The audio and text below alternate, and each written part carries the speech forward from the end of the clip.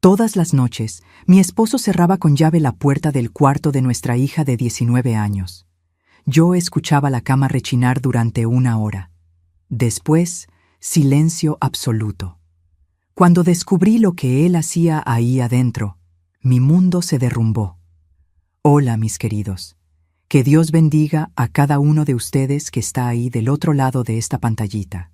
Mi nombre es Edilene Ferreira de la Cruz. Tengo 52 años y vivo aquí en Tehuacán, en el estado de Puebla. Esta ciudadita del sureste poblano que queda cerquita del valle de Tehuacán, conocida por nuestros nopales enormes y por las fiestas patronales que animan a la ciudad entera. Nací aquí mismo, en esta tierra bendecida, y aquí eché mis raíces. ¡Ay, mi gente! Ustedes no saben cómo amo este arte de hacer pan. Empecé hace unos 3 años, cuando una vecina aquí de la cuadra me enseñó. Doña Chayito, pobrecita, ya es finada. Ella hacía unos panes de elote que eran una bendición de Dios. Un día yo estaba pasando frente a su casa y sentí ese olor tan rico saliendo de la cocina. Doña Chayito, le dije, ¿no me enseña a hacer esos panes? Y miren que me recibió con los brazos abiertos.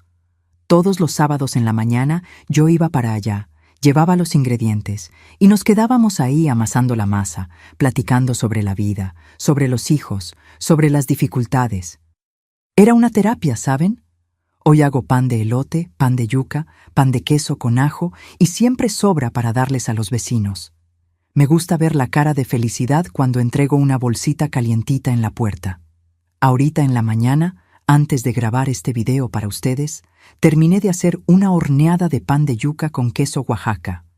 El olor todavía está aquí en toda la casa. Es una receta que aprendí de mi suegra, que Dios la tenga en su gloria, modificándola un poquito del modo que doña Chayito me enseñó. Me quedo aquí en la cocina con las manos en la masa y parece que todos los problemas del mundo se quedan allá afuera. Y ustedes, mis queridas y mis queridos que me están viendo ahorita, cuéntenme aquí en los comentarios de qué ciudadcita me están viendo y a qué horita del día encontraron este video. ¿En la mañanita con el desayuno, después de la comida viendo televisión, o ya en la tardecita cuando el movimiento de la casa se calma? Yo siempre leo todos los comentarios y me emociono mucho de saber de dónde son y cuándo se toman un tiempito del día ajetreado para escuchar las historias de esta abuelita de Tehuacán. Cuéntenme, ¿eh? Vamos a crear una cadena de cariño que vaya de Puebla a todo México y más allá. Ah, y no se olviden de darle a ese botoncito de like aquí abajo y de suscribirse al canal Memorias de las Abuelas, que tengo mucha historia que contarles. Activen la campanita también porque toda semana hay video nuevo de esta abuelita. Pero miren, gente, hoy vine aquí a platicar con ustedes sobre algo muy serio, una situación que viví hace algunos años y que cambió mi vida completamente. Es sobre mi hija, mi Julia, y sobre cómo a veces uno puede estar viviendo con una persona por años y no conocer de verdad quién es por dentro. Una historia que me dejó con el corazón partido, pero que al final me trajo una fuerza que ni sabía que tenía. Miren, mis queridos, para que entiendan bien esta historia, necesito contarles primero sobre mi familia y cómo era nuestra vida cuando yo era niña, aquí mismo en Tehuacán. Nací en 1973, en una casita sencilla, en la calle de las Flores, bien cerquita del mercado municipal. Mi papá se llamaba Gumercindo Ferreira, un nombre fuerte, ¿verdad? Y trabajaba como albañil. Mi mamá, doña Zenaida, cuidaba la casa y de nosotros, sus hijos. Éramos 4, yo, la mayor. Después venía mi hermano Arístides, 2 años menor, mi hermana Hortensia y el más chiquito, Juvenal. Nuestra casa era pequeña, de tabique aparente, con 2 cuartos al frente y 2 atrás. Tenía un patio grande donde mi mamá sembraba sus hierbas, hierbabuena, telimón, hierbabuena, y siempre había un árbol de guayaba bien cargadito, que era nuestra alegría en la temporada de lluvias. Recuerdo como si fuera ayer las mañanas en nuestra casa. Me despertaba tempranito con el canto del gallo del vecino, don Agenor. Mi mamá ya estaba en la cocina prendiendo el fogón de leña para hacer el café. El olor del café mezclado con el humo de la madera quemándose es un recuerdo que guardo en el corazón hasta hoy. Ella siempre hacía un pan de elote o unas galletas de maíz para acompañar, y nos sentábamos en la mesa de la cocina, una mesa pequeñita de madera que mi papá mismo había hecho. Mi papá salía temprano al trabajo, siempre con el itacate que mi mamá le preparaba. Arroz, frijoles, una carnita seca cuando había y siempre una salsa bien sazonada con cilantro del huerto. Era un hombre trabajador, honesto, pero bien serio. No era de mucha plática, ¿saben? Pero cuando llegaba a la casa siempre traía alguna cosita para nosotros. Un dulce, un ate de membrillo comprado en la placita, o entonces hojas de periódico viejo que nos encantaban para hacer papalotes. Mi infancia fue sencilla, pero llena de alegría. Jugaba mucho con las niñas de la calle, a las escondidas al caer la tarde, cuando el sol ya estaba bajito, al avión en el patio de enfrente de la casa. Y mi juego favorito era la casita. Hacía casitas de muñecas debajo del guayabo, con pedacitos de teja que encontraba por el patio, piedritas que se volvían muebles y hojas grandes que servían de cobija. Mi mejor amiga se llamaba Nadir. Era hija de doña Queta, que vivía 2 casas más abajo de la nuestra. Nadir tenía unos cabellos chinos, preciosos, que su mamá siempre le peinaba con listones de colores. Nosotras 2 éramos inseparables. Inventábamos cada juego. Hacíamos comidita de mentiras con lodo y hojas. Jugábamos a la escuelita. Yo siempre quería ser la maestra y ella la alumna. Y cuando llovía, nos quedábamos horas en el corredor escuchando las historias que doña Queta contaba sobre las muchachas antiguas que se casaban de velo y corona. En la escuela, que quedaba a unas 5 cuadras de la casa, yo era alumna aplicada. Siempre me gustó mucho estudiar. Mi maestra del primer año se llamaba doña Juanita, una señora chaparrita, de cabellos blancos, siempre recogidos en un chongo, pero que tenía una energía tremenda. Ella me enseñaba con tanto cariño que yo quedaba encantada con cada letra nueva que aprendía. Recuerdo que ella siempre decía: «Edilén, mijita, el estudio es la única herencia que nadie te puede quitar». Llevaba mi lonche en una latita de galletas que mi mamá decoró con papel de regalo. Adentro siempre había unas galletas caseras y una botellita con agua de guayaba que ella misma hacía. A la hora del recreo, Nadir y yo nos sentábamos debajo del árbol de pirul que había en el patio de la escuela y compartíamos nuestros lonches. Las tardes en casa estaban llenas de actividades. Ayudaba a mi mamá en los quehaceres, barrer el patio, darles maíz a las gallinas que criábamos al fondo del huerto, acarrear agua del pozo que quedaba al final de nuestra calle. Recuerdo que cargaba la cubeta de agua en la cabeza, igual que veía a las mujeres mayores hacerlo, y me sentía importante ayudando en la casa. Cuando llegaba la época de las fiestas patronales, nuestra casa se volvía una fiesta. Mi mamá hacía tamales, atole de elote, pan de muerto en noviembre, y mi papá armaba una fogata en el patio. Todos los vecinos venían a nuestra casa y los niños se quedaban echando cohetes hasta tarde en la noche. Doña Queta siempre traía al músico don Baldomiro, que tocaba unas canciones antiguas que hacían que los mayores bailaran en el patio. Era una vida sencilla, pero repleta de amor y unión familiar. Mis papás, aunque no eran de demostraciones exageradas de cariño, siempre cuidaron bien de nosotros 4. Nunca faltó comida en la mesa, ropa limpia y principalmente respeto. Mi papá nunca nos levantó la mano a ninguno de nosotros y mi mamá siempre nos crió con mucha dignidad y valores. Pero como toda familia tiene sus peculiaridades, la nuestra también las tenía. Había algo que yo notaba desde chiquita, pero que solo fui a entender completamente años después, cuando ya era adulta y madre. Era sobre las relaciones, sobre cómo las personas pueden esconder lados oscuros detrás de sonrisas y palabras cariñosas. Un aprendizaje doloroso que solo la vida misma puede enseñar.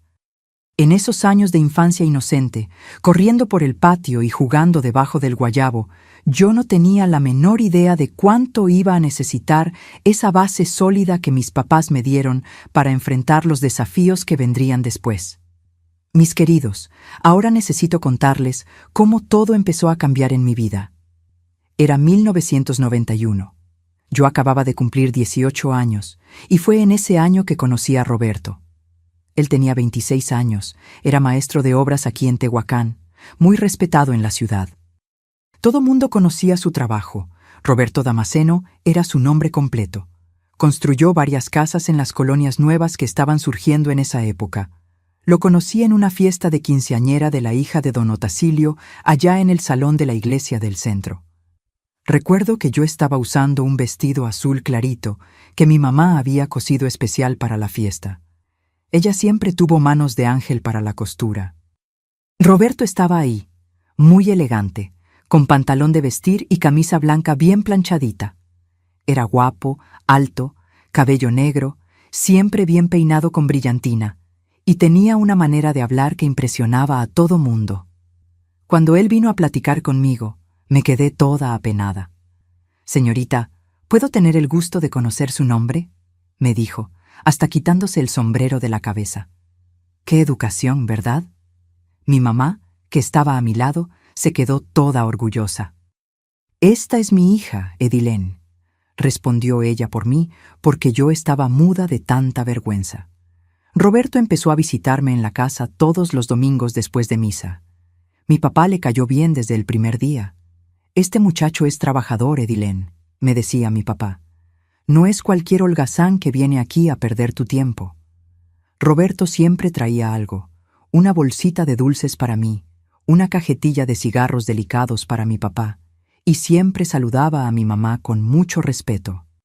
Durante el noviazgo, él era demasiado perfecto, ¿saben? Hoy entiendo que cuando una persona es demasiado perfecta hay algo malo. Pero en aquella época, con 18 años, yo creía que había encontrado al príncipe azul. Roberto nunca llegaba tarde a las citas, siempre bien vestido, siempre con una rosa o un chocolate para darme. Hablaba sobre nuestro futuro con tanto cariño. «Edilene, cuando nos casemos voy a construir una casa preciosa para ti. Va a tener 2 cuartos, sala grande, una cocina espaciosa donde tú vas a hacer tus dulces». Nos casamos en marzo de 1993. Yo tenía 20 años, él 28. La fiesta fue pequeña, pero bonita, en el mismo salón de la iglesia donde nos conocimos. Roberto había cumplido su promesa. Construyó nuestra casa nueva en la colonia Santa Teresa, aquí mismo en Tehuacán. Era preciosa, azul por fuera, con un patiecito donde sembré mis hierbas y flores. Los primeros meses de casada fueron como un sueño. Roberto era cariñoso, atento, me llevaba al cine cuando había película nueva, me compraba telas bonitas para hacer vestidos. Yo estaba en las nubes, cuidaba la casa con tanto amor, hacía las comidas que a él le gustaban. Siempre fue goloso para el mole poblano y el pescado a la veracruzana. Fue en septiembre de 1995 que nació mi Julia. Ay, mis queridos, qué alegría fue cuando traje a esa niña al mundo. Roberto se emocionó tanto que lloró en la puerta de la maternidad. «Edilén, me diste lo más precioso del mundo», dijo, cargando a nuestra hijita en brazos con tanto cuidado. Pero fue exactamente después del nacimiento de Julia que empecé a notar ciertos cambios en Roberto. Al principio pensé que eran cosas de mi cabeza, ¿saben? Esos celos normales de padre. Él se quedaba observando demasiado cuando yo bañaba a la niña, cuando le cambiaba el pañal. «Edilín, ¿no crees que te estás tardando mucho ahí en el cuarto con Julia?», preguntaba medio impaciente. Julia crecía preciosa, lista, pero siempre muy calladita. No era una niña traviesa como las otras. Aún chiquitita, ella ya tenía una manera retraída que me llamaba la atención. Cuando cumplió 2 años, empezó a hablar, pero siempre bajito, como si tuviera miedo de molestar. «Mamita», decía, susurrando, jalándome la falda. Era una niña demasiado obediente, ¿saben? Demasiado obediente. Roberto empezó a ponerse más controlador conmigo también. «Edilén, no necesitas salir tanto a la casa de tu mamá», me decía. «El lugar de la esposa es en la casa, cuidando a la familia». Al principio yo aceptaba. Pensaba que era cuidado, que él me amaba tanto que me quería solo para él. Qué tontería mía, ¿verdad? Cuando Julia cumplió 5 años en 1995, Roberto insistió en que ella no fuera al kinder. La niña está mejor en casa contigo, Edilene. Esos kinders están llenos de enfermedades, niños mal educados. A mí me pareció raro porque todas las mamás del barrio ponían a sus hijos en el kinder para que aprendieran a convivir con otros niños. Pero él fue tan convincente que acepté. Julia crecía cada vez más retraída. Cuando tenía amiguitas en la casa, ella jugaba siempre medio apartada. Y lo peor, cada vez que Roberto llegaba del trabajo, ella corría a nuestro cuarto y se escondía. Julia tiene miedo de los hombres, me decía a mí misma. Es cosa de niña tímida. Fue cuando ella tenía 8 años que empecé a notar cosas más extrañas. Roberto había creado una rutina de platicar con Julia todas las noches. Edilene, voy a hablar con la niña sobre la escuela, sobre comportamiento, decía después de la cena, y ahí iba él al cuarto de ella, cerraba la puerta y se quedaba ahí por mucho tiempo. Al principio me pareció bonito. Qué papá dedicado, pensaba. Está enseñándole las cosas de la vida a nuestra hija. Pero había algo que me incomodaba. Julia siempre se quedaba muy callada durante esas pláticas. Yo me quedaba en la cocina lavando trastes o planchando ropa y era un silencio extraño el que venía del cuarto. Una noche, cuando Julia tenía 9 años, decidí poner más atención. Roberto acababa de entrar al cuarto de ella y cerrado la puerta como siempre. Terminé de guardar los trastes y me fui a nuestro cuarto, que quedaba en la pared de al lado del cuarto de Julia. Pegué el oído a la pared y lo que escuché me dejó con el corazón acelerado. Era un ruido rítmico, como si alguien estuviera golpeando en la cama, pero golpeando despacio, en un ritmo constante. Y junto con ese ruido, escuchaba la voz de Roberto hablando bajito. Así mero, quédate quietecita, es por tu propio bien. Dios mío del cielo, mi cabeza se fue al lugar más terrible. ¿Será que mi esposo estaba? No, no podía ser. Roberto era un hombre derecho, trabajador, respetado. Debía estar enseñándole algo a Julia, tal vez mostrándole algún libro, algún ejercicio. Pero ese ruido rítmico, ese quédate quietecita, mi corazón se me salía por la boca. Me quedé ahí pegada a la pared hasta que Roberto salió del cuarto 1 hora después. Cuando él entró a nuestro cuarto, traté de disimular, fingiendo que estaba acomodando la ropa en el ropero. Roberto, le dije, tratando de sonar natural. ¿Qué le estabas enseñando a Julia hoy? Ah, platicamos sobre el respeto, sobre la obediencia, respondió ya quitándose la camisa. La niña necesita aprender desde chica a comportarse bien. Esa noche no pude pegar el ojo. Me la pasé dando vueltas en la cama, pensando en ese ruido extraño, en esas palabras y, principalmente, pensando en cómo había estado Julia últimamente. Siempre cabizbaja, siempre asustada, siempre evitando mirar a su papá. Al día siguiente, cuando Roberto salió a trabajar, traté de platicar con Julia. «Hija, ¿de qué platica tu papá contigo en el cuarto?», pregunté mientras ella desayunaba. Julia dejó de masticar, se quedó viendo al plato y después susurró. «Él enseña las cosas que las niñas necesitan saber, mamita».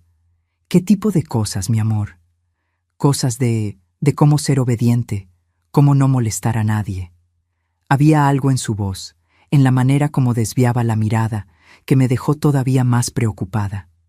Pero yo todavía no podía imaginar la verdad terrible que estaba por venir.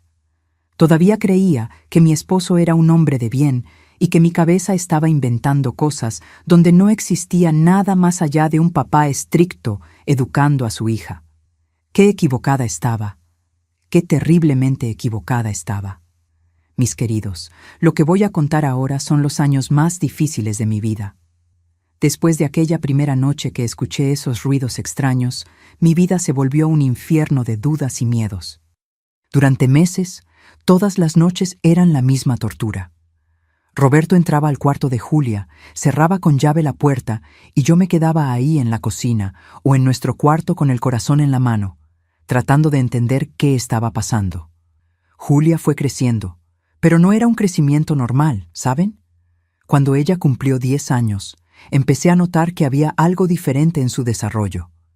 En la escuela, las maestras siempre me llamaban para platicar.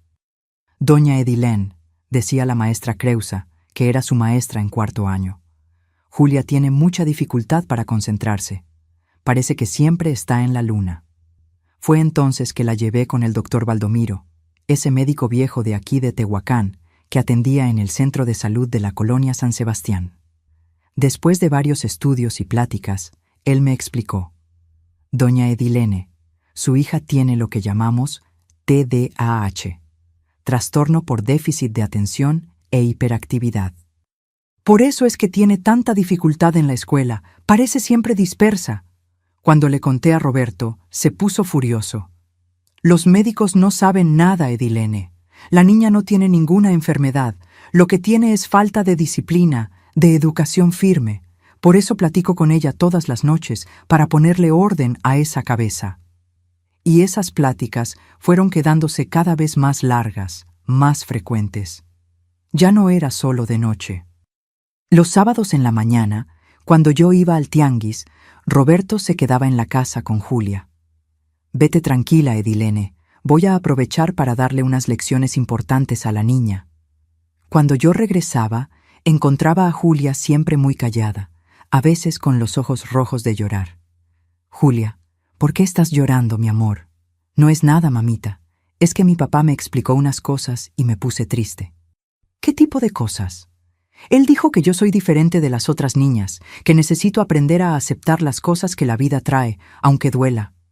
Dios mío, ¿cómo una niña de 10, 11 años dice algo así? Aunque duela, dijo ella. Esa frase se me quedó martillando en la cabeza por semanas. Empecé a fijarme en otros detalles. Julia siempre tenía unas marquitas en las piernas. Cuando le preguntaba, ella decía que se había caído en la escuela, que se había pegado con la esquina de la mesa, pero eran muchas caídas, muchos golpes, y siempre en las piernas, siempre en lugares que la falda de la escuela tapaba. Una vez ella estaba bañándose y yo entré para llevarle una toalla. Vi unas marcas moradas en su espalda, como si fueran de varazos. Julia, ¿qué es eso en tu espalda? Ay, mamita, me caí de la bicicleta de Nadir. La hija de la vecina tenía una bicicleta con la que las niñas jugaban, pero Nadir vivía lejos de la casa y Julia casi nunca salía de la casa a jugar. Algo no cuadraba. Fui a platicar con la mamá de Nadir, doña Queta. Queta, ¿Julia anda jugando mucho en la bicicleta de Nadir? Ay, Edilene, hace tiempo que no veo a Julia aquí en la casa. La niña casi no sale, ¿verdad? Listo. Julia había mentido. Otra mentira para tapar algo. ¿Pero tapar qué? Lo peor era de noche. Todas las santas noches, la misma rutina. Roberto terminaba de cenar, daba una vuelta en el patio, prendía un cigarro y después decía: Edilene, voy a platicar con la niña. Y ahí iba él al cuarto de Julia, con esa llave en la mano, a cerrar la puerta por dentro. Yo me quedaba en la cocina lavando trastes, pero con los oídos atentos. Siempre escuchaba ese ruido rítmico, como si alguien estuviera golpeando algo. Y la voz de Roberto, siempre baja, siempre controlada. Esto te sirve para que aprendas. Necesitas entender que esto es por tu bien. Deja de chillar y quédate quieta. Una noche no aguanté más. Era 2006. Julia tenía 11 años. Roberto había entrado a su cuarto hacía unos 20 minutos. Salí de la cocina y fui hasta la puerta del cuarto. Pegué el oído a la madera y escuché claramente: pam, pam, pam. Era un ruido seco, como madera pegándole a algo. Y junto con eso, un lloriqueo ahogado de Julia. No era un llanto fuerte, era un quejidito bajito, como de quien está tratando de no hacer ruido. Deja de llorar. Esto es para quitarte la flojera del cuerpo, para que aprendas a ser gente de bien. Se me heló la sangre. Él le estaba pegando a mi hija. Roberto le estaba pegando a Julia con algo de madera en el cuarto cerrado con llave. Por eso el ruido rítmico, por eso las marcas en su cuerpo, por eso ella vivía tan asustada. Corrí a nuestro cuarto, me senté en la cama y empecé a temblar. Mis piernas se volvieron gelatina. Mi esposo, el hombre que yo amaba, estaba torturando a nuestra hija todas las noches, y yo, tonta, creyendo que la estaba educando. Cuando Roberto salió del cuarto de Julia, 1 hora después, entró a nuestro cuarto como si nada hubiera pasado. Hasta estaba silbando bajito. «Roberto», le dije, tratando de disimular el temblor en la voz, «¿qué haces en el cuarto de Julia todos los días?» «Ya te expliqué, Edilene, educar a esa niña. Ella tiene la cabeza dura, necesita mano firme. Mi papá me crió así y me volví un hombre de bien. Si no le doy unos correctivos, va a volverse una perdida». «¿Pero qué tipo de correctivo?» «Unas nalgadas, nada del otro mundo. Niño sin disciplina no llega a nada en la vida». «Nalgadas». Él llamaba a eso nalgadas, pero yo había escuchado claramente el ruido de madera golpeando. Había visto las marcas en el cuerpo de Julia. Eso no eran nalgadas, era una golpiza sistemática, una tortura planeada. A partir de aquella noche, no pude vivir en paz. Todos los días era una agonía esperar la hora en que Roberto iba al cuarto de Julia, y todas las noches escuchaba a mi hija sufrir callada del otro lado de la pared. Traté de platicar con ella varias veces, pero Julia tenía tanto miedo que no decía nada. «Mi amor, si tu papá te está haciendo algo que te lastima, me puedes contar».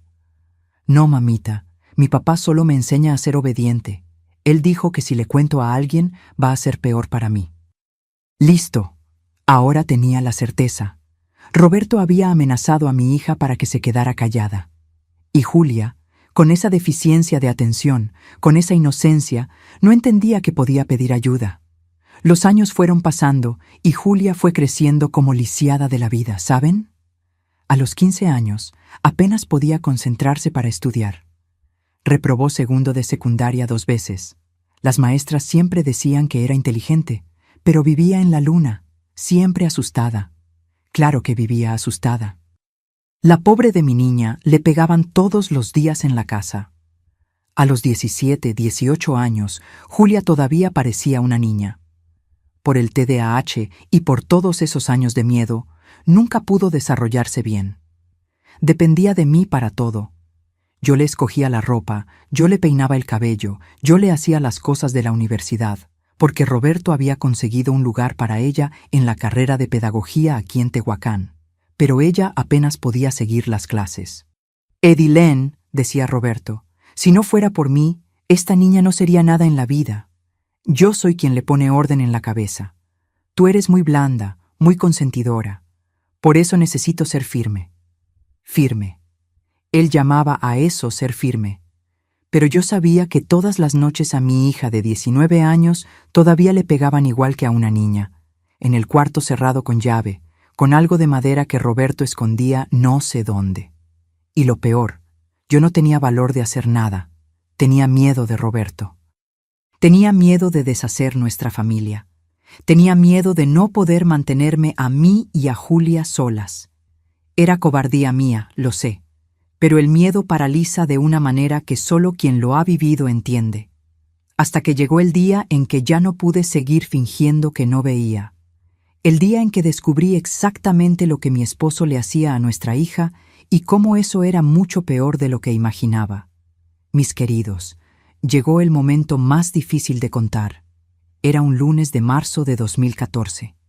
Recuerdo exactamente porque era cumpleaños de mi hermana Hortensia y yo había pasado todo el día haciendo un pastel de elote para llevar a su casa el fin de semana. Julia tenía 19 años, pero parecía una niña de 12 por la manera como se comportaba, siempre pegada a mí, siempre pidiendo ayuda para cualquier cosa. Ese día pasó algo que nunca voy a olvidar. Roberto llegó del trabajo más temprano de lo normal, como a las 4 de la tarde. Estaba visiblemente enojado, bufando, aventando las cosas en cualquier lugar. «Edilene, ¿dónde está Julia?», preguntó, ni me saludó. «Está en su cuarto. ¿Estudiando?», respondí. «Estudiando nada. La maestra de la universidad me habló hoy al trabajo, me humilló frente a los albañiles. Dijo que Julia no entregó un trabajo, que está faltando a las clases, que no pone atención a lo que la maestra dice. Me puso furioso». Mi corazón ya se aceleró. Cuando Roberto se enojaba así, Las cosas se ponían peores para Julia, mucho peores. Roberto, cálmate. Tú sabes que ella tiene dificultad por su problema. ¿Problema? Nada. El problema es que tú consientes demasiado a esa niña, pero hoy va a aprender lo que es el respeto de verdad. Él se fue a su cuarto, nuestro cuarto, y escuché el ruido de él buscando algo en el ropero. Se me heló la sangre. De ahí sacaba ese instrumento maldito que usaba para pegarle a Julia. Nunca había visto qué era exactamente, pero sabía que lo escondía detrás de nuestra ropa. Roberto salió del cuarto con una cara que nunca le había visto antes. No era solo coraje, era una frialdad, una crueldad que me hizo temblar de pies a cabeza. Se fue directo al cuarto de Julia. Julia, levántate de ahí y ven aquí conmigo ahorita. Pero papá, estaba estudiando, ahorita. Dije ahorita. El grito fue tan fuerte que hasta los vecinos deben haberlo escuchado. Julia salió de su cuarto llorando, ya sabiendo lo que venía. Roberto la empujó dentro de su cuarto y azotó la puerta con tanta fuerza que toda la casa tembló. Escuché el ruido de la llave girando en la cerradura. Lo que pasó después fue el infierno en la tierra, mis queridos. Era como si Roberto hubiera perdido completamente el control. Los ruidos que venían de ahí adentro eran mucho más violentos que lo normal. Pam, pam, pam. Pero ahora eran golpes más fuertes, más seguidos, y junto con los gritos ahogados de Julia. Yo estaba en la cocina lavando los mismos trastes por quinta vez, tratando de hacer algo para no enloquecer, escuchando a mi hija que le pegaban de esa manera. Pero de repente escuché un grito que me heló el alma. «Papá, por favor, ya no aguanto más. Por favor, para». Era Julia gritando fuerte por primera vez. Siempre aguantaba callada, pero ahora estaba suplicando.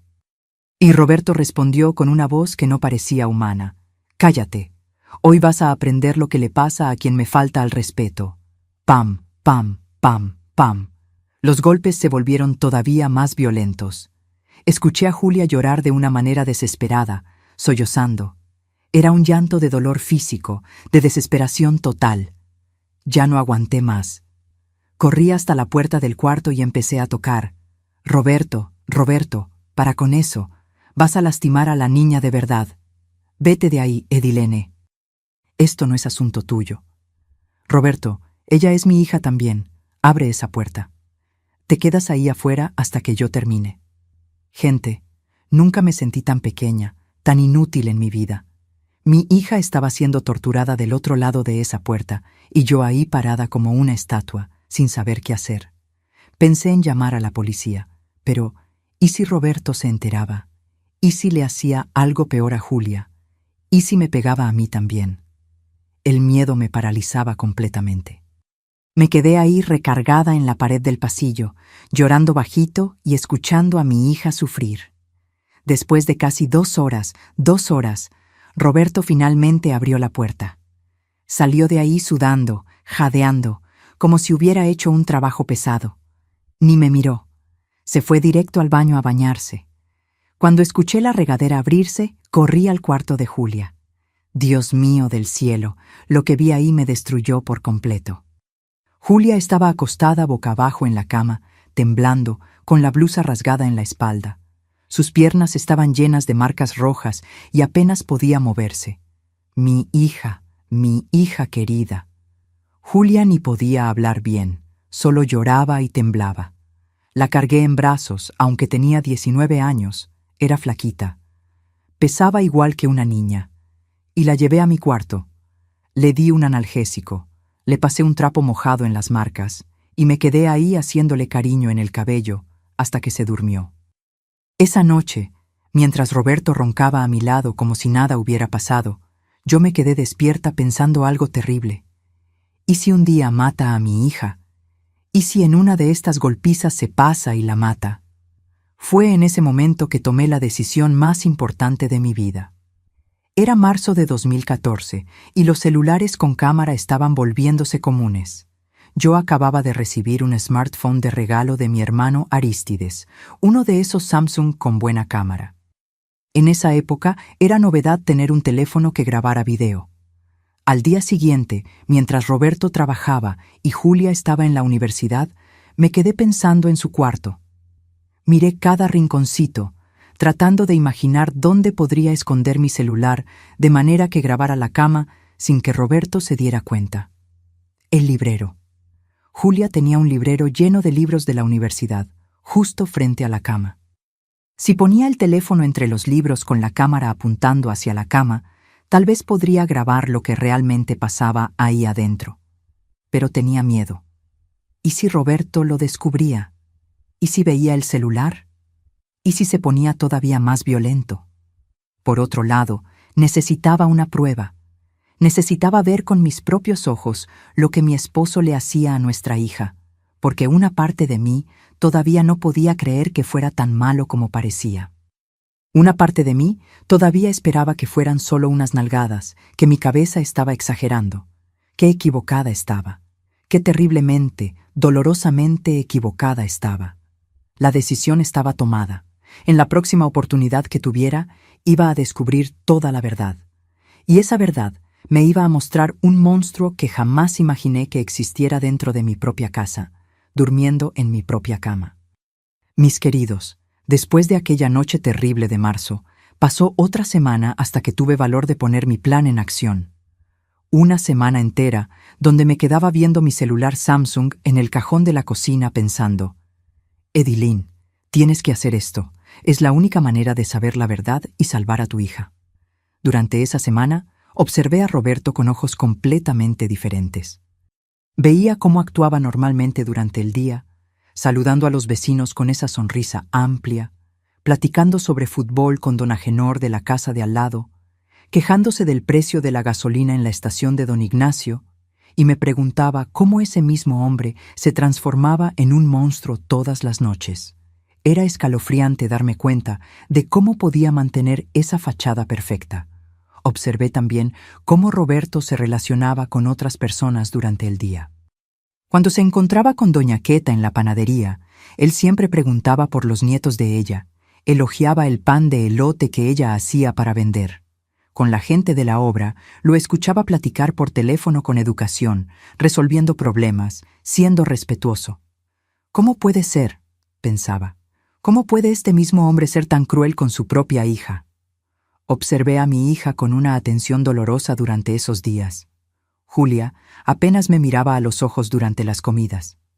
Cuando yo trataba de platicar sobre la universidad, sobre los maestros, sobre las amigas, ella respondía siempre con monosílabos. «Está bien, ma». «Sí, ma». «No sé, ma». Era como si hubiera aprendido que entre menos hablara, menos le pegarían. Noté cosas que antes me pasaban desapercibidas. Como que Julia siempre se sentaba de lado en las sillas, nunca apoyando completamente la espalda. Como evitaba usar pantalones de mezclilla apretados, prefiriendo siempre ropa holgada. Como cojeaba ligeramente en las primeras horas de la mañana, pero trataba de disimular cuando se daba cuenta de que yo estaba mirando. Me fijé también en sus rituales silenciosos. Todas las mañanas, cuando despertaba, Julia se quedaba unos minutos parada en la orilla de la cama, como si estuviera preparándose psicológicamente para enfrentar otro día. Se bañaba siempre con la puerta cerrada con llave, cosa que no hacía cuando era más chica. Y, principalmente, nunca más canturreaba mientras arreglaba su cuarto, como hacía cuando era niña. El miércoles de esa semana de observación pasó algo que me confirmó que iba por buen camino. Estaba preparando la comida cuando escuché a Julia llorando bajito en su cuarto. Fui hasta allá y le pregunté qué había pasado. «Nada, mamita. Es que estaba estudiando sobre desarrollo infantil y había un capítulo sobre niños que sufren violencia en casa. Me dio mucha tristeza». «¿Tristeza por qué, mi hija?» «Porque debe ser horrible vivir con miedo dentro de tu propia casa, ¿verdad? No tener a dónde correr». Esas palabras me helaron completamente. Ella no estaba hablando de los casos del libro, estaba hablando de su propia vida. El jueves de la siguiente semana, Roberto salió a trabajar, como siempre, a las 6 de la mañana. Tenía que ir a una obra nueva que estaba empezando allá en la colonia Ciudad Nueva. Una casa grande de 2 pisos para la familia del doctor Eurípedes, que era dentista aquí en Tehuacán, y siempre contrataba a Roberto para los trabajos porque confiaba en la calidad de su servicio. Julia tenía clases solo en la tarde ese día, de 2 a 6. Era la oportunidad perfecta. Desayuné con ella, platicamos sobre las materias de la universidad. Julia estaba cursando didáctica y psicología de la educación ese semestre. «Mamá, ¿sabías que existen varios tipos de inteligencia? No es solo que la persona sea buena en matemáticas o español», dijo, animada por primera vez en mucho tiempo. «¿De veras, hija? Cuéntame». «Hay inteligencia emocional, inteligencia corporal, inteligencia musical». La maestra dijo que cada niño tiene una manera diferente de aprender. Me quedé mirando a mi niña hablar sobre educación con tanto cariño y pensaba, ¿cómo es que Roberto no ve la inteligencia de nuestra hija? ¿Cómo solo ve defectos en una niña tan especial? Después de que Julia salió a la universidad, a la 1:30 de la tarde, me quedé más de media hora parada en la sala, respirando hondo, juntando todo el valor que necesitaba. Agarré mi rosario, recé 3 avemarías y pedí protección a la Virgen de Guadalupe. Virgencita mía, dame fuerza para descubrir la verdad y proteger a mi hija. Que se haga la voluntad de Dios. Mi corazón estaba acelerado cuando finalmente agarré el celular y me fui al cuarto de ella. Me quedé unos 5 minutos parada en la puerta, mirando hacia adentro de ese espacio que debería ser de paz para una muchacha de 19 años, pero que se había vuelto un lugar de tortura. «Dios mío, dame fuerza», murmuré, haciéndome la señal de la cruz. «Ayúdame a descubrir la verdad y proteger a mi hija». Entré al cuarto y observé cada detalle con atención redoblada. El librero quedaba justo frente a la cama, en una posición perfecta para grabar todo. Julia siempre fue muy estudiosa, a pesar de las dificultades que el TDAH le traía. Tenía libros sobre educación infantil, didáctica, psicología del aprendizaje, desarrollo cognitivo. Eran libros gruesos, pesados, que ella compraba usados en la feria de libros que había cada mes en la plaza central.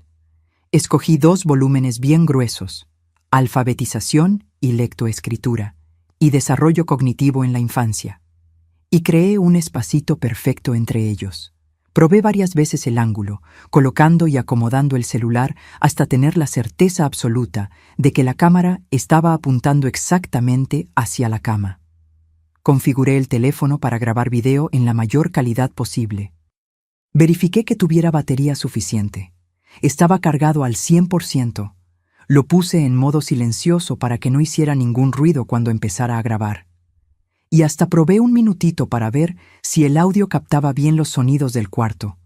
Todavía me acuerdo exactamente del pensamiento que pasó por mi cabeza en ese momento. Edilene, después de esta grabación, tu vida nunca más va a ser la misma. Si lo que sospechas es verdad, vas a tener que tomar decisiones muy difíciles. Si no es así, por lo menos vas a tener paz mental. De cualquier manera, ya no aguantaba más vivir en esa incertidumbre terrible. «Listo», pensé después de colocar todo perfectamente y darle start a la grabación. «Esta noche voy a descubrir lo que realmente pasa aquí adentro. Que Dios me dé fuerza para aguantar lo que voy a ver». Salí del cuarto y dejé todo exactamente como estaba antes. Arreglé la casa, planché ropa, preparé los ingredientes de la comida, pero cada cosa que hacía era en automático. Mi cabeza no podía dejar de pensar en el celular ahí, grabando el silencio del cuarto, esperando a que llegara la noche. El día pasó lento, como una eternidad. Cada vez que miraba el reloj de la cocina, parecía que el tiempo se había detenido. Preparé la comida con todo el cuidado. Frijoles de la olla bien sazonados con epazote del huerto, carne asada en su punto, arroz rojo con un diente de ajo y una salsa de molcajete, que Roberto siempre decía que era la mejor de Tehuacán. Trataba de actuar normal, pero con los nervios a flor de piel. Durante la comida me quedé observando a Roberto comer y platicar normalmente. Estaba preocupado con el calendario de la obra nueva, explicando que el doctor Eurípedes quería todo listo en 4 meses para hacer una fiesta de cumpleaños de la esposa en la casa nueva. «Edilene, No te imaginas el tamaño de esta casa. Va a tener 5 cuartos, 3 baños, una alberca. Es mucho dinero de verdad. Lo escuchaba hablar sobre el trabajo, sobre el dinero, sobre los planes para los próximos meses y pensaba, ¿será que este hombre que está aquí planeando el futuro es el mismo que tortura a nuestra hija todas las noches? La disociación era tan perfecta que llegaba a dar miedo. Julia regresó de la universidad a las 6:30 de la tarde, cargando una carpeta llena de copias y apuntes. Ella siempre trataba de estudiar bastante, pobrecita, aunque con todas las dificultades de concentración que enfrentaba. Contó que había tenido una clase interesante sobre métodos de alfabetización, que la maestra había mostrado técnicas diferentes para enseñar a niños con necesidades especiales. Mamá, la maestra dijo que cada niño tiene su tiempo, su manera de aprender, que uno no puede forzar a todos a ser iguales, dijo Julia, guardando los libros en la mochila. Es verdad, hija. Cada persona es única, tiene sus cualidades. Respondí pensando en cómo Roberto nunca pudo entender eso. Me quedé observándola de lejos, viendo cómo se comportaba en su propio cuarto. Era triste darme cuenta de cómo evitaba quedarse mucho tiempo en la cama, siempre prefiriendo estudiar en la sillita pequeña que tenía ahí cerca de la ventana. Cuando necesitaba agarrar algo del buró, lo hacía rapidito y salía luego. Ahora entendía por qué. Esa cama se había vuelto un lugar de sufrimiento para ella. Roberto llegó del trabajo a las 5:30 como siempre, con la ropa sucia de cemento y polvo rojo. Había pasado el día supervisando el inicio de los cimientos de la casa nueva, orientando a los ayudantes sobre cómo preparar el concreto en la medida correcta. Estaba cansado, quejándose del calor de marzo que ya anunciaba el verano que venía. Se bañó largo, canturreando una canción ranchera que tocaban mucho en la radio en esa época. Se puso una bermuda azul y una camiseta blanca limpia y vino a cenar como si fuera solo otro día completamente normal en nuestra familia.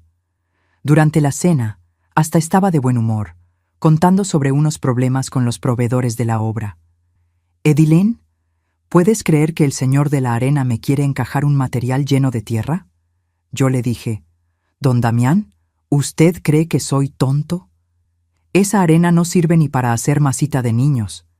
Si el doctor Eurípedes ve una pared mal aplanada, nunca más me contrata». Yo me reía, participaba en la plática, preguntaba sobre los otros trabajadores, pero por dentro estaba nerviosa terrible. Pensaba, en un ratito este mismo hombre que está aquí contando chistes se va a transformar en un monstruo y esta vez voy a tener la prueba de todo. Después de la cena, como a las 8, vino la rutina de siempre. Roberto se levantó de la mesa, empujó la silla, se fue al patio a prender su cigarro delicados. Se quedó ahí unos 10 minutos mirando al cielo estrellado, dándole caladas despacio, como si estuviera preparándose mentalmente para lo que venía. Cuando regresó adentro de la casa, fue cuando dijo esas palabras que yo ya me sabía de memoria, pero que esta vez me helaron hasta los huesos. «Edilene, voy a platicar con la niña». «Está bien, Roberto». Esta vez pude disimular completamente la ansiedad. Seguí en la mesa, terminando de tomar mi café como si fuera solo otra noche normal, pero por dentro era como si tuviera un tambor golpeando en mi pecho. Me quedé en la cocina organizando las ollas, pero con todos los sentidos atentos a cada sonido que venía del pasillo. Escuché a Roberto entrar a nuestro cuarto primero. Siempre iba ahí para agarrar ese instrumento maldito que mantenía escondido. Después escuché los pasos pesados de él por el pasillo de madera de la casa que siempre rechinaba en esa tabla suelta cerca del baño. La puerta del cuarto de Julia se abrió con ese chirrido característico de la bisagra que necesitaba aceite y finalmente el ruido seco de la llave girando en la cerradura. Gente, nunca estuve tan nerviosa y al mismo tiempo tan decidida en mi vida. Mis manos temblaban lavando los mismos platos por 4ª vez, pero mi mente estaba enfocada en una sola cosa. El celular está grabando. Finalmente voy a saber toda la verdad. No importa qué tan terrible sea, necesito ver con mis propios ojos. La rutina terrible empezó como siempre. Primero, Unos 15 minutos de silencio casi total. Roberto debía estar dando las instrucciones de siempre a Julia, preparándola para lo que venía. Yo solo alcanzaba a escuchar un murmullo bajo de su voz, pero no podía entender las palabras. Siempre era así. Él hablaba bajo, ella respondía con monosílabos, y después empezaba la tortura. Después empezaron los ruidos que yo ya conocía tan bien, pero que esta vez tenían un significado completamente diferente. Pam, pam. Cada golpe que escuchaba, pensaba, está siendo grabado, finalmente va a haber prueba. En vez de solo sentir desesperación, sentía también una fuerza creciendo dentro de mí, una determinación que nunca había experimentado antes. Aguanta firme, Edilín, pensaba, secando los mismos platos una vez tras otra. Tu hija va a ser libre después de esta noche. Este hombre va a pagar por todo lo que hizo. Pero ahora, 15 minutos después, cronometré mentalmente cada minuto de esa tortura. Roberto finalmente salió del cuarto de Julia. Vino a la cocina caminando despacio, como siempre hacía después de esas sesiones. Se lavó las manos en el fregadero con ese jabón de pasta que estaba en la ventana, se secó con el trapo de cocina y dijo con la mayor naturalidad del mundo: «La niña está aprendiendo bien. Hoy se portó bien, no dio nada de lata. Creo que finalmente está entendiendo las cosas». «Qué bueno, Roberto», respondí, fingiendo interés mientras mi estómago se revolvía de asco. ¿Cómo podía hablar así? Como si torturar a una hija de 19 años fuera algo completamente normal. Roberto se fue a nuestro cuarto a ver el programa de la tele, que siempre pasaba a las 9. Lo escuché prender la televisión, encontrar el canal y empezar a reírse de los sketches del programa. Era surrealista. El mismo hombre que acababa de torturar a nuestra hija estaba ahí relajado, divirtiéndose con la televisión. Esperé otra media hora, escuchándolo reírse de los sketches del programa hasta tener la certeza absoluta de que estaba completamente distraído. Después, con el corazón latiéndome en la garganta y las piernas temblando, fui al cuarto de Julia. Toqué suavecito en la puerta.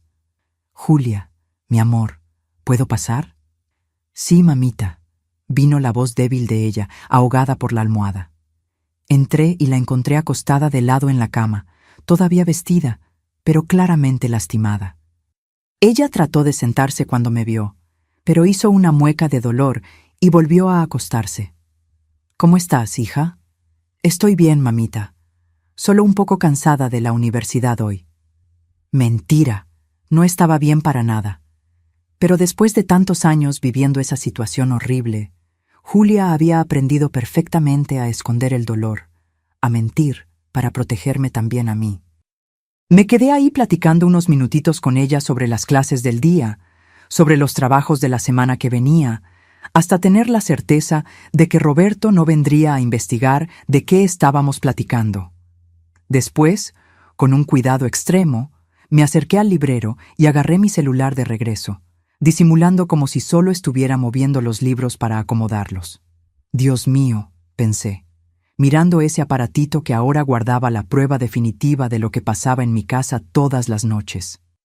«Ahora voy a saber toda la verdad, por más terrible que sea». Regresé a la cocina. Le dije a Roberto que iba a terminar de limpiar las últimas cosas de la cena y organizar las ollas para el desayuno del día siguiente. Cerré la puerta de la cocina por dentro con llave, algo que nunca hacía, pero necesitaba tener privacidad total para ver ese video.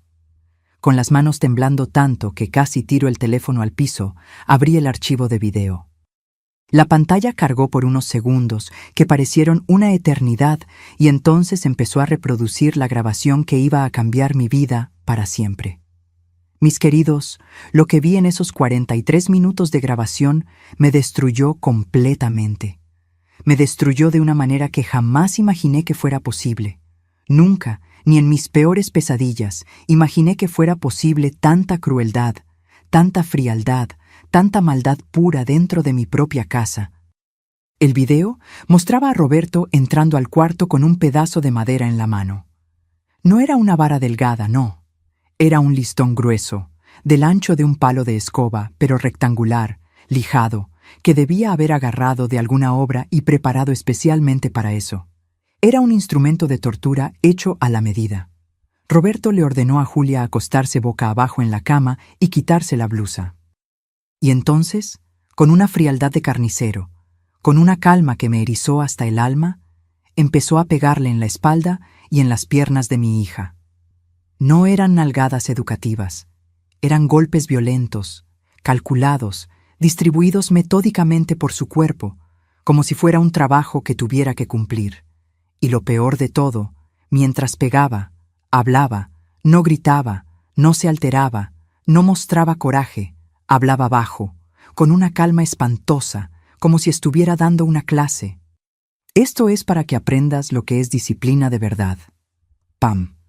Esto es para quitarte la huevonería del cuerpo. Pam. Tu mamá es muy blandengue contigo, por eso tengo que hacer el trabajo bien hecho. Pam. Si no aprendes ahorita, vas a volverte una perdida igual que las otras muchachas de tu edad. Pam. Julia lloraba bajito, tratando de ahogar los quejidos de dolor en la almohada, retorciéndose a cada golpe. Y Roberto seguía sistemáticamente pegándole en cada parte del cuerpo de ella que no quedaba a la vista cuando usaba ropa. Cuando ella trataba de moverse para escapar del dolor, él la agarraba de los cabellos con una mano y seguía pegándole con la otra. Quédate quieta. Si te mueves, va a ser peor, mucho peor. Gente, estaba viendo a mi propio esposo torturar a mi hija con la frialdad de un verdugo profesional. No era descontrol, no era coraje momentáneo, era sadismo puro, planeado, ejecutado con una precisión terrible. Roberto sentía placer en causar dolor, en tener control total sobre otra persona. El video duraba 43 minutos completos. 43 minutos de tortura sistemática, cruel, inhumana. Al final, Roberto guardó la madera maldita detrás del ropero de la propia Julia.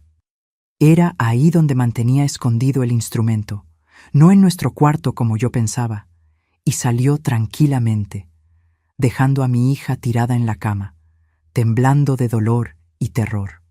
Cuando el video terminó, corrí al baño y vomité.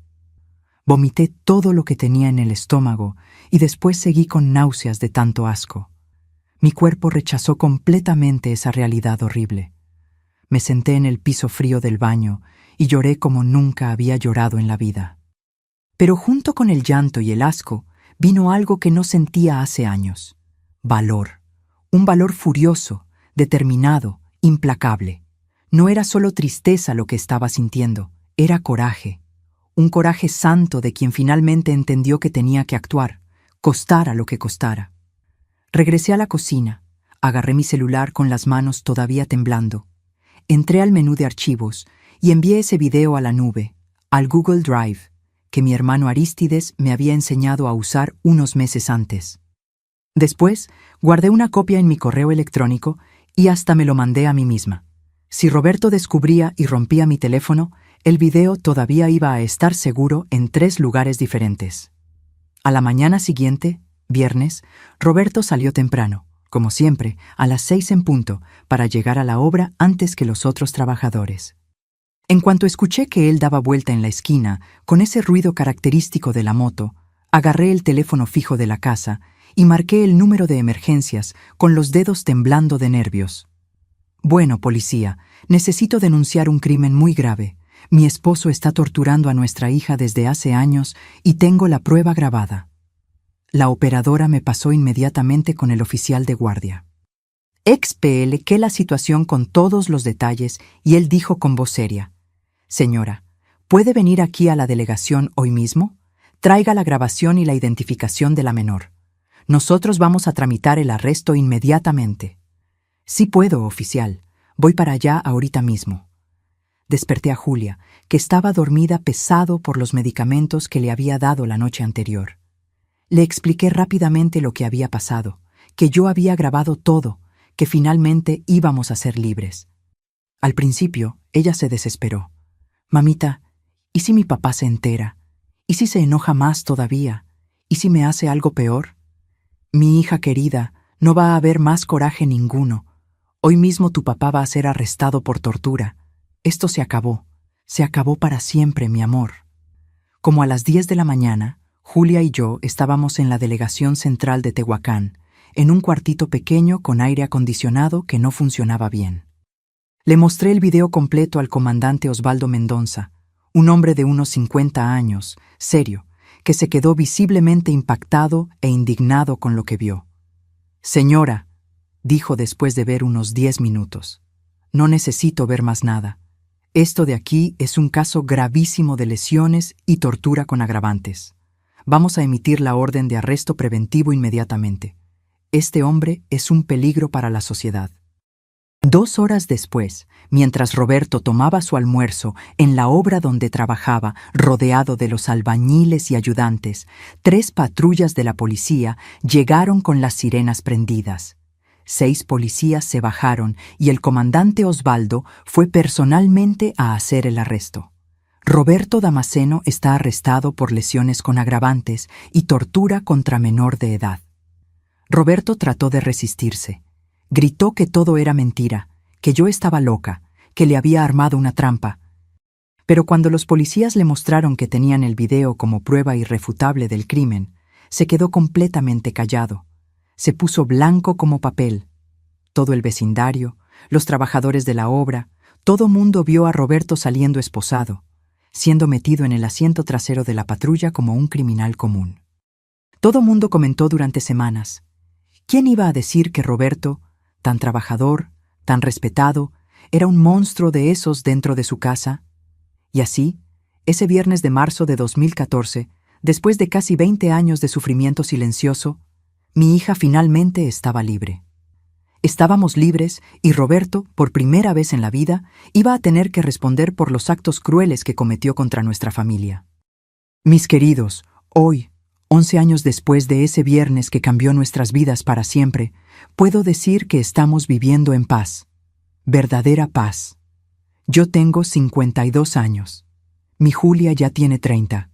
Y nuestra vida aquí en Tehuacán es sencilla, pero llena de alegrías.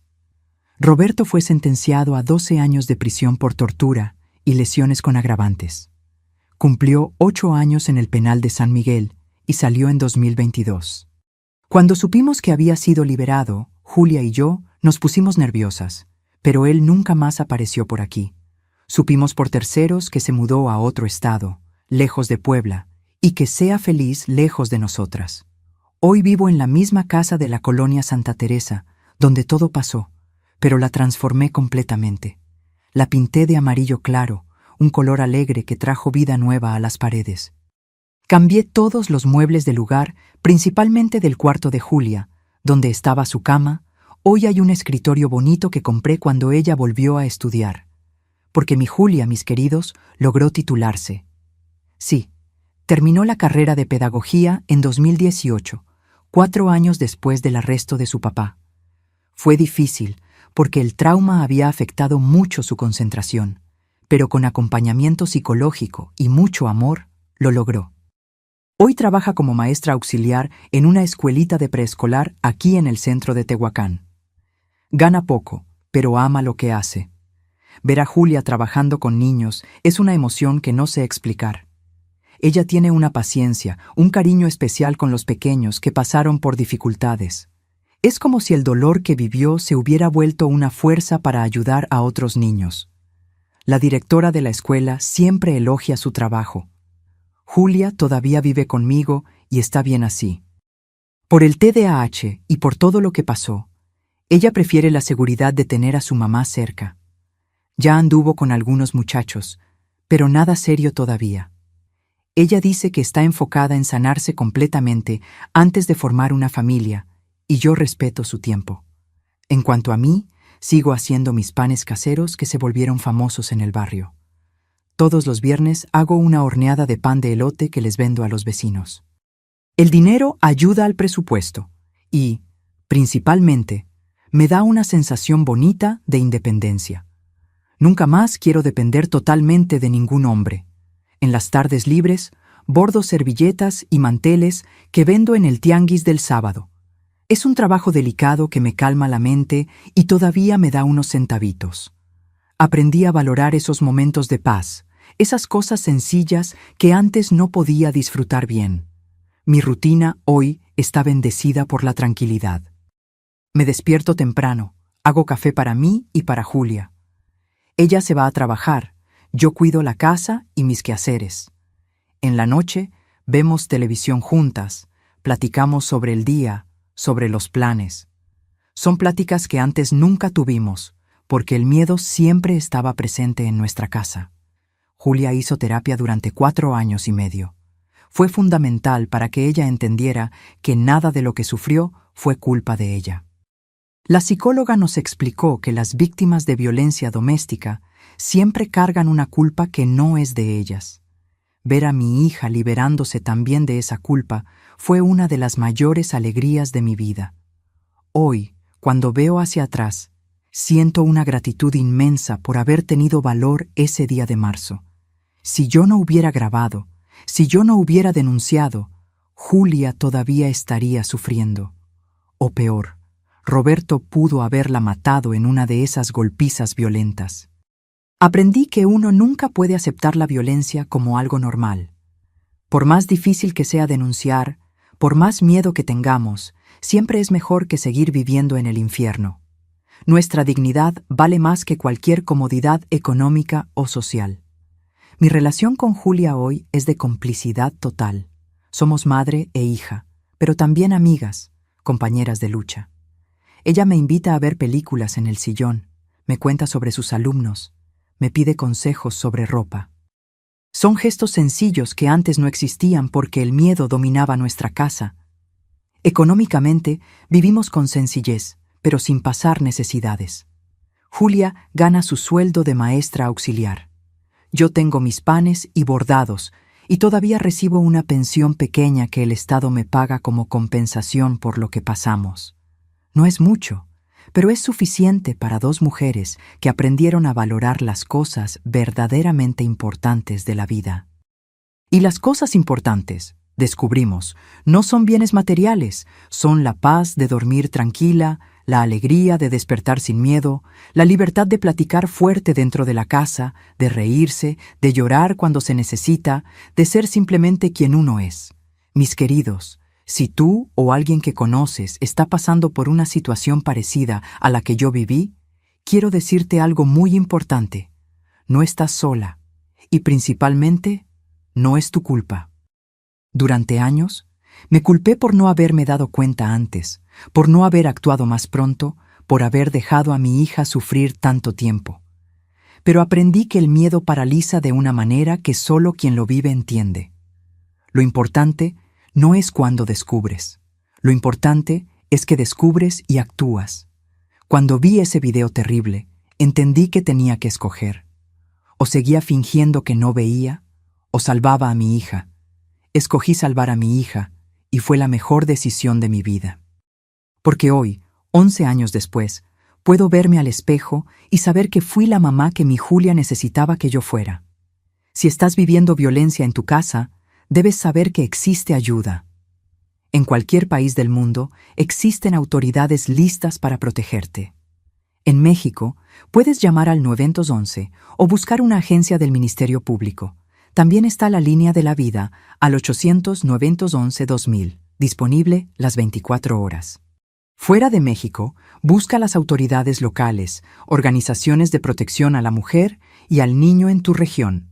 Aprendí que la violencia nunca es normal, nunca es educación, nunca es amor. El amor protege, no lastima. El amor cuida, no amenaza. Si alguien te pega, te humilla, te amenaza, eso no es amor, es violencia. Y la violencia es delito en cualquier lugar del mundo. Mi vida me enseñó que uno es más fuerte de lo que imagina. Yo, una ama de casa sencilla de Tehuacán, pude enfrentar a un hombre violento y proteger a mi hija. Si yo pude, cualquier persona puede. El valor no es no tener miedo. Valor es tener miedo y actuar de todas maneras. Hoy, cuando veo a Julia trabajando con los niños, siendo cariñosa, siendo libre, sé que todo el dolor valió la pena, porque romper el ciclo de la violencia no es solo salvar a una persona, es salvar generaciones futuras. Mi Julia nunca va a criar a un hijo con miedo, porque ella conoce la diferencia entre disciplina y tortura. Para las mamás que me están escuchando, observen a sus hijos. Si siempre están asustados, siempre lastimados, siempre tristes, investiguen. A veces, la violencia está más cerca de nosotros de lo que imaginamos, y recuerden, proteger a nuestros hijos es nuestra responsabilidad mayor como madres. Y para ustedes que llegaron hasta aquí, que escucharon toda esta historia dolorosa, tengo un pedido especial. Mis queridos guerreros, que tuvieron el valor y la actitud de ver la historia completa de esta abuelita de Tehuacán. Ustedes, que entendieron la importancia de denunciar la violencia doméstica, ayúdenme a esparcir este mensaje de esperanza. Suscríbanse al canal Memorias de las Abuelas ahorita y activen la campanita, porque cada suscripción ayuda a que esta historia llegue a más personas que necesitan valor para actuar. Déjenme un comentario aquí abajo, escribiendo solamente actitud. Así voy a saber que vieron hasta el final y entendieron el mensaje. Háganlo ahorita. No esperen ni un minuto más. Su actitud puede salvar una vida. La vida es demasiado preciosa para desperdiciarla en el miedo. Escojan la libertad. Escojan la paz. Escojan la dignidad siempre.